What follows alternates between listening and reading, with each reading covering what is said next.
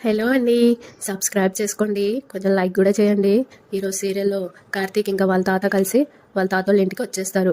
ఇద్దరు కారు దిగి వెళ్తూ ఉండగా కార్తీక్ ఏమో, తాత అత్తయ్య మా ఇంట్లో ఉందని మావయ్యకి చెప్పకు అని అంటా ఉంటే వాళ్ళ తాత, నిన్ను తీసుకొచ్చింది సుమిత్ర గురించి వీళ్ళందరికీ చెప్పడానికి కాదురా అని వాళ్ళ తాత అనగానే, మరెందుకు అని కార్తీక్ అడుగుతాడు. అప్పుడు వాళ్ళ తాత, ఈ రోజు నువ్వు కొత్త తాతను చూడబోతున్నావు, ముందు పద అని వెళ్ళిపోతాడు. వెనకాల కార్తీక్, తాతేదో తేడా చేసేలా ఉన్నాడే అని అనుకుంటుంటాడు. ఇద్దరు లోపలికి వెళ్తారు.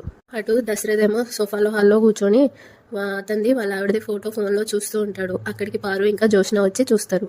పారు ఏమో, ఫోటో చూస్తూ కూర్చుంటే సుమిత్ర రాదు దశరథ, వెళ్ళి వెతకాలి అని అంటా ఉంటే జోష్న ఏమో, గ్రాని డాడీని ఏమనుకు, మమ్మీ కోసం నేను వెళ్తాను, మమ్మీని నేను వెతికి పట్టుకుంటాను, బ్రతిమలాడి మరీ తీసుకొస్తాను అని అంటా ఉంటది. అక్కడికి వాళ్ళ తాత వచ్చే, అవసరం లేదు, ఎవరు సుమిత్ర కోసం వెతకాల్సిన అవసరం లేదు అని అంటాడు. అప్పుడు దశరథ, ఏమైంది నాన్న, సుమిత్ర గురించి ఏమైనా తెలిసిందా అని అనగానే వాళ్ళ నానేమో, లేదు అని అంటాడు. అప్పుడు దశరథ, పేపర్లో ప్రకటన వేయిస్తానన్న అని అనగానే వాళ్ళ నానేమో, దేనికి అని అంటాడు. వెంటనే దశరథ, సుమిత్ర కోసం అని అంటాడు. అప్పుడు వాళ్ళ నాన్న, తనేం తప్పిపోలేదు, వెళ్ళిపోయింది అని అనగానే దశరథేమో, తప్పు నాదే కదా నాన్న అని అంటాడు. అప్పుడు వాళ్ళ నాన్న, తప్పు నీదెలా అవుతుంది అని అనగానే, నేను తనని నా కంటికి కనబడకుండా ఉంటే బాగుండు అని అన్నాను కదా అని అంటాడు. అప్పుడు వాళ్ళ నాన్న, అదే మాటని నేను అంటాను, అప్పుడు నువ్వు పోతావా అని అనగానే దశరథేమో, నిన్ను వదిలేసి నేను ఎక్కడికి పోతాను నాన్న అని అంటాడు. అప్పుడు వాళ్ళ నాన్న, మరి సుమిత్ర ఎట్లా పోయింది, అయినా నువ్వెందుకు బాధపడుతున్నావురా, సుమిత్ర వెళ్ళిపోయిందనా, పోనీ సుమిత్ర వెళ్ళకపోయి ఉంటే మాట్లాడేవాడివా, తిట్టకుండా ఉండేవాడివా, సరే తిట్టావే అనుకో, ఆ మాత్రం దానికి వెళ్ళిపోవాలా అని అంటా ఉంటే కార్తీక్ ఏమో, తాత అని అంటాడు. అప్పుడు వాళ్ళ తాత, నువ్వు డ్రైవర్గా ఉండు అని అంటాడు. అప్పుడు కార్తీక్ ఏమో, వదిలేస్తే తాతేదో చేసేలా ఉన్నాడే అని తనలో తాను అనుకుంటూ ఉంటాడు. వాళ్ళ తాతేమో, నీ మీద గౌరవం లేని నీ భార్య గురించి నువ్వెందుకు ఆలోచిస్తావు అని అంటా ఉంటే పారు ఏమో, ఏవండి మీరేనా ఇలా మాట్లాడింది అని అంటది. అప్పుడు వాళ్ళ ఆయన, అవును నేనే, అయినా నేనేం తప్పు మాట్లాడాను, వద్దనుకొని వెళ్ళిపోయిన భార్య గురించి దశరథ ఎందుకు బాధపడాలి అని అంటా ఉంటే మళ్ళీ కార్తీక్ ఏమో, కొత్త తాతను చూపిస్తానని చెప్పి తాతేదో చేసేలా ఉన్నాడు అని అనుకుంటూ ఉంటాడు. పారు ఏమో, సుమిత్ర రాకపోతే అని అనగానే వాళ్ళ ఆయన, వచ్చినప్పుడే వస్తుంది, తన కోసం వెతకాల్సిన అవసరం ఏమీ లేదు అని అంటాడు. అప్పుడు పారుని జోష్న షాక్ అవుతూ ఉంటారు. పారుని చూస్తూ, ఆ మాటకొస్తే నువ్వు వెళ్ళిపోయినా నేనేం వెతకను అని అంటాడు. అప్పుడు పారు ఏమో, నేను వెళ్ళలేనండి అని అంటది.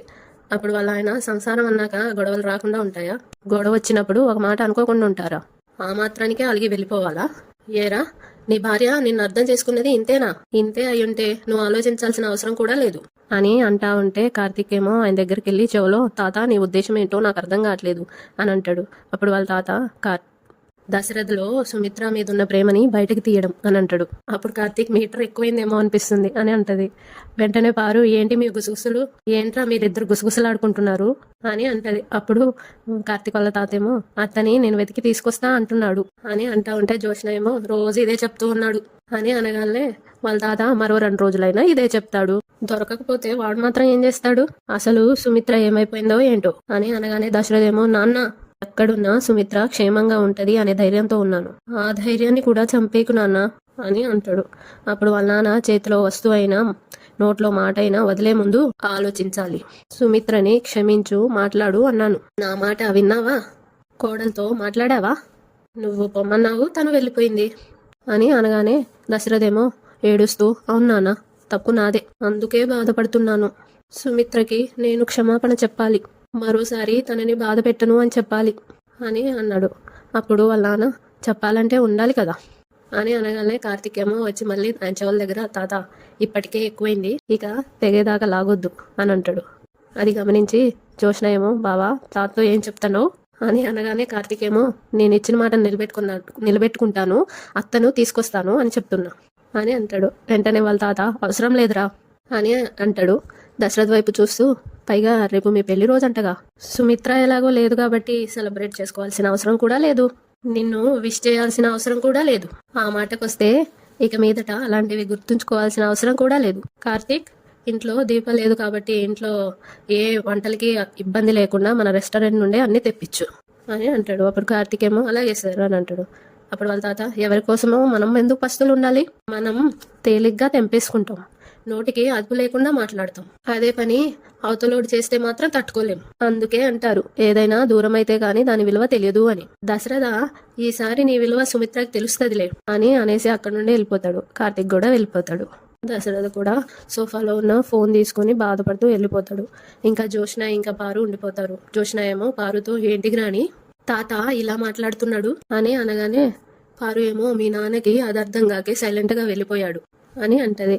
అప్పుడు జ్యోత్స్న, నిన్నటిదాకా కోడల కోసం బెంగ పెట్టుకున్న మనిషి ఇప్పుడు పోతే పోనీ అన్నట్టుగా మాట్లాడుతున్నాడేంటి? తాత బయటికి వెళ్ళాడు, బావతో వచ్చాడు, వీళ్ళు ఎక్కడికి వెళ్ళారు? మమ్మీని కలిసారంటావా గ్రాని అని అడగగానే పారు ఏమో, ఏమోనే, ఇంట్లో జరిగేవన్నీ విచిత్రంగా ఉన్నాయి. ఆ కార్తిక్ గాడు పెద్ద మాయలోడు, ఏం చేసి ముసలోడిని మార్చేశాడో ఏంటో అని అంటా ఉంటే జ్యోత్స్న ఏమో తనలో తాను, మా మమ్మీ ఎక్కడుందో బావకి తాతకి తెలుసు అనిపిస్తుంది. నా అనుమానం నిజమైతే మమ్మీ ఎక్కడుంది అని అనుకుంటూ ఉంటది. అటు శ్రీధర్ ఏమో కాశీ ఎప్పుడు వస్తాడా అని వెయిట్ చేస్తూ ఉంటాడు. కాశీ రానే వస్తాడు. హాయ్ మావయ్య అని అంటాడు. అప్పుడు శ్రీధర్, రా అల్లుడు, కూర్చో కూర్చో అని అంటాడు. వచ్చి కూర్చుంటాడు. ఇదిగో బత్తాయి జ్యూస్ తాగు అని శ్రీధర్ ఇస్తాడు. కాశీ తీసుకొని, మీరు జ్యూస్ ఇవ్వడం ఏంటి మావయ్య గారు అని అడుగుతాడు. అప్పుడు శ్రీధర్ నవ్వుతూ, కూతుర్నే ఇచ్చాను, జ్యూస్ ఇవ్వలేనా, తాగు అని అంటాడు. అప్పుడు కాశీ, ఎప్పుడు లేనిది నన్ను ఎందుకు స్పెషల్గా ట్రీట్ చేస్తున్నారు అని అంటాడు. అప్పుడు శ్రీధర్, శరీరానికి కావాల్సిన సిట్రిక్ యాసిడ్ అందకపోతే మనం త్వరగా నీరసపడిపోతామంట. పైగా నీలా సమయం తెలియకుండా ఆఫీస్లో కూర్చొని కష్టపడే వాళ్ళంటే తప్పకుండా తాగాల్సిందే, తాగు తాగు అని అంటాడు. కాశీ ఏమో తనలో తను, నిజం తెలిస్తే ఈ జ్యూస్ నా మొఖాన్ని వేసి కొడతాడు అని అనుకుంటూ ఉంటాడు. శ్రీధర్ ఏమో, తాగల్లుడు, బాగా కష్టపడ్డావు కదా, తాగు తాగు అని అంటాడు. అప్పుడు కాశీ, సాఫ్ట్వేర్ రంగం అంటే అంతే కదా మామయ్య గారు, మెంటల్గా చాలా స్ట్రెస్ అవుతాం అని అనగానే శ్రీధర్ ఏమో, కరెక్టే కాకపోతే నువ్వు జాబ్ చేస్తుంటే నేను మెంటల్గా స్ట్రెస్ అవుతున్నాను ఏంటల్లుడు అని అంటాడు. అప్పుడు కాశీ తాగడం ఆపేసి, మీకేమైంది మామయ్య గారు అని అడుగుతాడు. అప్పుడు శ్రీధర్, మార్నింగ్ నీకు ఫోన్ చేశాను గుర్తుందా అని అనగానే కాశీ ఏమో, గుర్తుంది అని అంటాడు. అప్పుడు శ్రీధర్, నువ్వేదో ప్రాజెక్ట్ మేనేజర్స్తో మీటింగ్ ఉందని చెప్పడం గుర్తు అని అనగానే కాశీ ఏమో, అవును మామయ్య గారు, ఉదయం నుండి బాగా స్ట్రెస్ అయిపోయాను కదా, కాస్త రెస్ట్ తీసుకుంటాను అని లేచి పోతాడు. అప్పుడు శ్రీధర్ ఏమో, ఆగల్లుడు, నేను మెంటల్గా దేనికి స్ట్రెస్ అవుతున్నానో అది తెలుసుకోవా అని అడుగుతాడు. కాశీ ఏమో, అదొకటి ఉంది కదా, చెప్పండి మావయ్య గారు అని అంటాడు. వెంటనే శ్రీధర్ ఏమో, నేను ఒక ఫోటో చూసిన అల్లుడు, అప్పటి నుండి నా మెంటల్ స్ట్రెస్ తగ్గట్లేదు అని అంటాడు.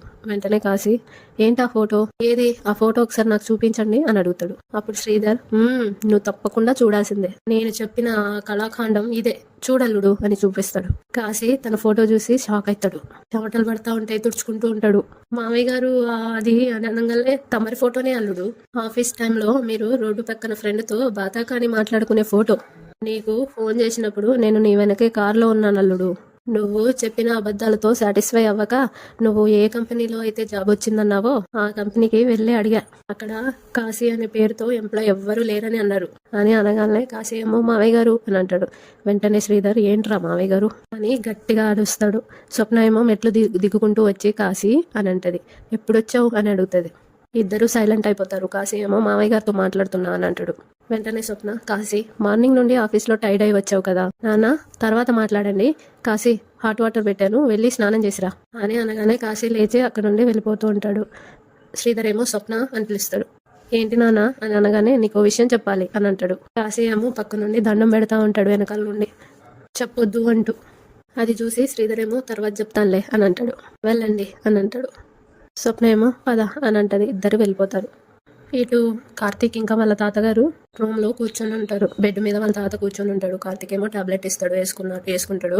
కార్తీక్, తాత అసలు నువ్వు మావయ్యని ఏం చేయాలనుకున్నావు అని అడుగుతాడు. అప్పుడు వాళ్ళ తాత, సుమిత్ర మీద ఉన్న వాడికి స్వచ్ఛమైన ప్రేమని, అభిమానాన్ని బయటికి తీయాలని అనుకున్నాను అని అనగానే కార్తీక్ ఏమో, మరీ ఇంత హార్ష్గా మాట్లాడితే ఆ మనిషి ఏమైపోతాడు అని అడుగుతాడు. వెంటనే వాళ్ళ తాత, ఏమీ అవ్వడ్రా, ఆలోచనలో పడతాడు, పైగా రేపు పెళ్లి రోజు, ఇప్పుడు నా మాటలు వాడిని పెళ్లి చేసుకున్న రోజుకి తీసుకెళ్తాయి. నేను ఎలా ఉండేవాడిని, ఈ మధ్య కాలంలో వచ్చిన మార్పులేంటి, మా నాన్న చెప్పినప్పుడు ఎందుకు వినలేదు, అసలు వాడు భార్యని సరిదిద్దే ప్రయత్నం చేశాడా లేక మనసు విరిచే ప్రయత్నం చేశాడా, రెండోదే నిజం అని అంటాడు. అప్పుడు కార్తీక్, అలా అని నువ్వు మావయ్యని ఏడ్పించడం ఏమీ బాగాలేదు తాత అని అంటా ఉంటాడు. అటు దశరథేమో ఏడుస్తూ బాధపడుతూ తనలో తాను సోఫాలో కూర్చొని ఉంటాడు. ఇటు వాళ్ళ తాత, కన్నీళ్లు మంచివేరా, మనసుకు పట్టిన మలినాల్ని క్లీన్ చేస్తాయి. ఏనాడు భర్తకి ఎదురు చెప్పని నా కోడలు భర్తని వదిలేసి వెళ్ళిపోయిందంటే దశరథ్ అన్న మాటకి ఆ మనిషి ఎంత నరకం అనుభవించి ఉండాలి అని అంటాడు. అప్పుడు కార్తీక్, నిజమే తాత, కానీ ఏ మనిషి తెలిసి తప్పు చేయడు కదా అని అనగానే వాళ్ళ తాత, తెలియనంతగా ఎందుకు ఉండాలి? ఎవరో బయట మనిషి మనల్ని ఒక మాట అంటే పట్టించుకోము, అదే సొంత వాళ్ళంటే పట్టించుకుంటాము, బాధపడతాం. ఆ తేడా వాడికి తెలియదా అని అనగానే కార్తీక్, నేను కూడా చాలా పచ్చిగా మాట్లాడతాను, మరి నువ్వు మనసుతో విను తాత, నాకు తిరిగి సమాధానం కూడా చెప్పొద్దు అని అంటా ఉంటే, ఏంటి అది అని వాళ్ళ తాత అడుగుతాడు. అప్పుడు కార్తీక్, ఈ అపార్థాలన్నిటికీ కారణం నువ్వే. మా నాన్న మా అమ్మని మోసం చేశాడు, అది వేరే విషయం, కానీ నువ్వేం న్యాయం చేసావు? నా పుట్టిల్లు నాకు దూరం అయిపోయిందని నా తల్లి ఏడుస్తుంటే నువ్వు కన్నీళ్లు తుడిచావా? ఏ రోజైనా నా గుమ్మం తొక్కి నీకు నేనున్నాను అని నా తల్లికి భరోసా ఇచ్చావా? లేదు. ఎంతసేపు నీ అవసరాలు, నీ పనులు, నీ కుటుంబం బాగుపడాలి, ఇది తప్ప మనకింకా వేరే ప్రపంచం లేదు. తల్లి లేని పిల్ల అని నువ్వు నా తల్లిని అపురూపంగా పెంచావంట, మరి ఆ అపురూపం తర్వాత ఏమైంది? కొడుకు మీద ఉన్న ప్రేమ కూతురు మీద ఎందుకు లేదు? ఆ రోజు నువ్వు ఆలోచించి మాట్లాడావా? నీ కూతురు నీ గుమ్మం తొక్కినా కూడా నువ్వు పలకరించలేదు. అప్పుడు నా తల్లి ఎంత నలిగిపోయి ఉంటది? ఇదంతా అప్పుడు నీ కంటికి కనిపించలేదు, మామయ్య కంటికి కనిపించింది. ఆయనకి చెల్లెలంటే ప్రాణం. మళ్ళీ చెల్లెల కుటుంబాన్ని ఈ కుటుంబాన్ని ఎలా ఒకటి చేయాలా అని చూస్తుంటే ఓ అవకాశం దొరికింది. ఆ దొరికిన అవకాశాన్ని అత్త లేనిపోని అనుమానాలతో చెడగొట్టింది. అలా అని అందులో అత్త తప్పు లేదు. అత్త ఓ అబద్ధాన్ని నిజమని నమ్ముతుంది, కానీ మామయ్య అది నమ్మట్లేదు. ఇద్దరి మధ్య గొడవ ఇక్కడే మొదలైంది. నా చెల్లి కన్నీళ్లు తుడవడానికి నాకు ఒక అవకాశం దొరికినప్పుడు నువ్వెందుకు దూరం చేయాలి అన్నది మామయ్య వాదన. అది జ్యోత్స్న కారణంగా తారాస్థాయికి వెళ్లి చలిగాచుకోవడానికి మంట వేస్తుంటే అడివంతా తగలబడినట్టు అత్త ఇంట్లో నుండి వెళ్ళిపోయే పరిస్థితికి తీసుకొచ్చింది. జరిగిన దాంట్లో ఇద్దరి తప్పులు ఉన్నాయి, కానీ మామయ్య తప్పు చేసింది నీ వల్ల. గతాన్ని తవ్వుకుంటూ పోతే అన్ని తప్పులే ఉంటాయి తాత, దాంట్లో నా తప్పులు కూడా ఉండొచ్చు. ఇప్పుడు మామయ్యని బాధ పెట్టకుండా అత్తయ్యని మామయ్యని ఎలా కలపాలో ఆలోచించు అని అంటాడు. అప్పుడు వాళ్ళ తాత, రేపు పెళ్లి రోజు కదా, వాళ్ళిద్దరిని కలపడానికి ఇంతకు మించి అవకాశం దొరకదురా అని అనగానే కార్తీక్ ఏమో, ఏం చేద్దాం అని అంటాడు. వెంటనే వాళ్ళ తాత, నా దగ్గర ఒక ప్లాన్ ఉంది, ఇప్పుడు నీ మాటలు విన్న తర్వాత మరో ప్లాన్ ఆలోచించాను, అది నీకు రేపు చెప్తాను, నువ్వు త్వరగా వచ్చాయి అని అంటాడు. అలాగే తాత అని కార్తీక్ లేచి అక్కడ నుండి వెళ్ళిపోతూ, మళ్ళీ ఇదిగో నేనేదో అన్నానని బాధపడకు, సారీ అని అంటాడు.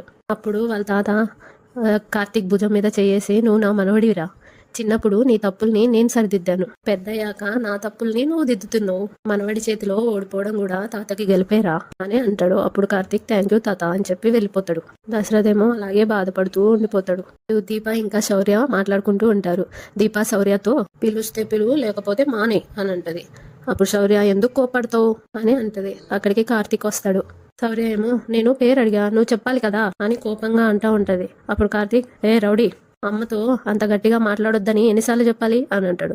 అప్పుడు శౌర్య, లేకపోతే ఏంటి నాన్న, ఈ బొమ్మకి ఒక మంచి పేరు పెట్టమంటే చెల్లి అని పిలవమంటుంది అని అనగానే కార్తీక్ ఏమో నవ్వుతూ దీప వైపు చూస్తాడు. శౌర్య ఏమో, ఎవరైనా బొమ్మను పట్టుకొని చెల్లి అని పిలుస్తారా అని అనగానే కార్తీక్ ఏమో, అది కాదు రౌడీ, నీకు ఒక చెల్లుందనుకో అని అనగానే శౌర్య ఏమో, లేదు కదా, ఎందుకు అనుకోవాలి అని అంటది. అప్పుడు కార్తీక్, ఉందనుకో అని అనగానే శౌర్య ఏమో, ఉంటే మా ఫ్రెండ్కి ఒక చిట్టి చెల్లుంది, నాకు అలా చిట్టి చెల్లుందా, ఎక్కడుంది, ఎప్పుడు తీసుకొస్తారు అని అడుగుతా ఉంటే కార్తీక్ ఏమో, నువ్వు ఇలా వరుసగా అడిగితే ఎలా చెప్తాం, ఎప్పుడు తీసుకొస్తామంటే కొంచెం టైం పడుతుందిలే అని దీప వైపు చూస్తూ సిగ్గుపడుతూ అంటాడు. దీప కూడా సిగ్గుపడుతూ ఉంటది. అప్పుడు శౌర్య, నిజంగా తీసుకొస్తావా నాన్న అని అడుగుతుంది. వెంటనే కార్తీక్, నీకు చెల్లెలంటే ఇష్టమా తమ్ముడు అంటే ఇష్టమా అని అడుగుతాడు. శౌర్య ఏమో, చెల్లెలంటేనే ఇష్టం అని అంటది. దీప ఏమో, ఎందుకే అని అడుగుతుంది. వెంటనే శౌర్య, పింకీకి తమ్ముడున్నాడు, గీతకు చెల్లుంది, పింకీ వాళ్ళ తమ్ముడు పింకీ మాట వినడు, గీత వాళ్ళ చెల్లి గీత మాటే వింటుంది, అందుకే నాకు చెల్లే కావాలి అని అనగానే దీప ఏమో నవ్వుతూ, ఇది ముదిరిపోయింది బావా అని అంటది.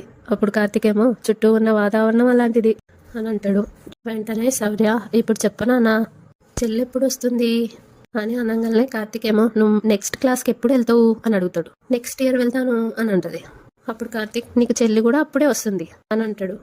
వెంటనే శౌర్య, థ్యాంక్స్ నాన్న, అప్పుడు చెల్లి నేను స్కూల్కి వెళ్తాము అని అనగానే కార్తీక్, వెరీ గుడ్, నీకు చెల్లి వచ్చేంత వరకు ఈ బొమ్మే నీకు చెల్లి, ఓకేనా అని అంటాడు. అప్పుడు శౌర్య, ఓకే నాన్న, కానీ ఈ చిట్టి చెల్లిని ఏం పేరుతో పిలవాలి అని అనగానే కార్తీక్ ఏమో దీప వైపు చూస్తూ, ఏం దీప, ఏం పేరు పెడదాం అని అడుగుతాడు. అప్పుడు దీప నవ్వుతూ, మీరే ఏదో ఒకటి చెప్పండి అని అంటది. రౌడీ, చెల్లిని చెల్లి అని పిలవడం కంటే మంచి పేరు ఏముంటుంది, చెల్లి అనే పిలువు అని అనగానే శౌర్య ఏమో ఓకే నాన్న. హాయ్ చెల్లి, ఇప్పటి నుండి నువ్వు చెల్లి నేను అక్క. నీకు అమ్మా నాన్న ఎవరో తెలియదు కదా, ఇదిగో ఇతనే మన నాన్న, చాలా మంచోడు. ఈవిడే మన అమ్మ. మనకి 2 నానమ్మలు ఉన్నారు, వాళ్ళని చూపిస్తాను పదా అని అనుకుంటూ వెళ్తుంది. అప్పుడు దీప చేయబట్టుకొని ఓయ్ అంటది. అప్పుడు శౌర్య ఏంటి అని అంటది. నాన్న చాలా మంచోడు అని అన్నావు, అమ్మ ఎలాంటిదో చెప్పకపోతే దానికి ఎలా తెలుస్తుంది అని అంటది. అప్పుడు శౌర్య నాన్న అమ్మ ఇద్దరూ ఒకటే, నాన్న మంచోడైతే అమ్మ మంచిదే, రా చెల్లి మనం వెళ్దాం అని వెళ్ళిపోతుంది. ఇక కార్తీక్ బెడ్ మీద కూర్చొని దీపాన్ని కూడా కూర్చోబెట్టుకుని మన కూతురు ఎదుగుతుంది దీప, దానికి అన్నీ తెలుస్తున్నాయి అని అంటాడు. అప్పుడు దీప 1 సంవత్సరంలో దానికి చెల్లినిస్తానని మాట ఇచ్చినట్టున్నావు అని అంటది. వెంటనే కార్తీక్ ఇవ్వడమేంటి, నిలబడతాను కూడా అని అంటాడు. అప్పుడు దీప ఏమో పో బావా సిగ్గు లేకుండా మాట్లాడుతున్నావు అని అంటా ఉంటే కార్తీక్ ఏమో మరి నువ్వెందుకు బొమ్మని చెల్లి అని పిలవమన్నావు అని అంటే అత్తయ్య ఇచ్చిన ఉద్దేశం అదే కదా అని దీప అంటది. వెంటనే కార్తీక్ అదే నేను అన్నాను, శౌర్యకి ఒక చిట్టి చెల్లెల్ని ఇచ్చే బాధ్యత మందే అని అంటాడు. అప్పుడు దీప కానీ అది మాత్రం నీలాగే ఉండాలి అని అంటది. కార్తీక్ ఏమో నీలా ఉండకూడదా అని అడగగానే దీప నువ్వు చాలా మంచోడివి బావా, మనుషుల్ని ప్రేమించడం తప్ప నీకేం తెలియదు అని అంటా ఉంటే కార్తీక్ ఏమో మంచోళ్ళ మధ్య పుట్టి మంచోళ్ళ మధ్య పెరిగి మంచోడితో బతుకుతుంటే వాడు మంచోడు కాకుండా ఎలా పోతాడు అని అంటా ఉంటే దీప నవ్వుతూ నాన్న ఎలా ఉన్నారు అని అడుగుతుంది. నీకు మీ నాన్న గుర్తొచ్చాడా అని కార్తీక్ అడగంగానే తాతయ్యకి నిజం తెలిసిన తర్వాత నిన్ను ఇంటికి తీసుకెళ్లాడు కదా, అక్కడ వాతావరణం ఎలా ఉందో ఏంటో, ఎవరేమన్నారో ఎవరు ఎలా ఉన్నారో అని అనగానే కార్తీక్ ఏమో మామయ్య విషయంలో తాత మాట్లాడే విధానం మారింది. ఇది పారుకి జోష్నకి షాకు. ఫైనల్లీ ఇంటికి వచ్చేసేటప్పుడు అత్తయ్యని మామయ్యని కలపడం గురించి తాత ఒక ప్లాన్ చెప్పాడు, దాన్ని ఎలా వర్కౌట్ చేయాలో అర్థం కావట్లేదు అని అంటా ఉంటే దీప ఏమో ఏంటది అని అడుగుతుంది. వెంటనే కార్తీక్ రేపు అత్త మామ పెళ్లి రోజు అని అంటాడు. అప్పుడు దీప ఆనందంతో ఏంటి రేపు మా అమ్మ నాన్నల పెళ్లి రోజా అని గట్టిగా అంటది.